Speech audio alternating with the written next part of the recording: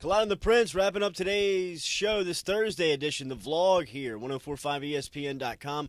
Jam-packed show. Andy Cannizzaro was in his typical 7:30 spot on Thursday mornings. Joe Oliva from Destin at the SEC meetings. And the voice of the Tigers, Jim Hawthorne.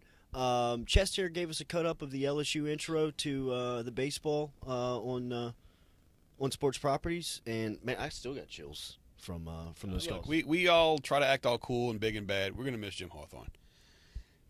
There's no question about it. That guy is as ingrained in LSU sports culture as anybody on planet Earth.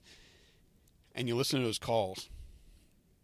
Think about it like this. Who else has a demo reel of calling 6 last outs or winning runs?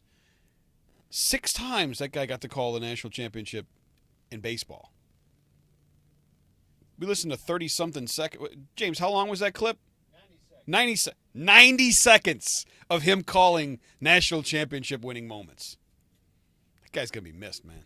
33 years. He'll be recognized on December 8th up in New York, receiving the Chris Schenkel Award, which goes to a longtime broadcaster that is tied to one school, and nobody fits the criteria better than Jim Hawthorne. He's on the podcast today at 1045ESPN.com. Joe Oliva from Destin. Sure. They did get a decision on the Texas A&M game. We could not get that information from Joe. They've also decided on the number, or they got the number on the payout. Couldn't get that number as well. What did you learn in the conversation with Oliva? Well, I learned that they're gonna play some. They're gonna get offensive instead of getting defensive about the satellite camp rule. Recruiting camp.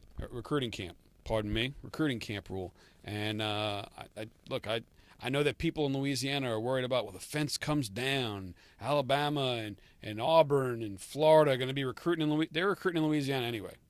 What this would allow LSU to do in the state of Louisiana is to take their recruiting camps, and bring them to different parts of the state where I think that could be a positive for LSU.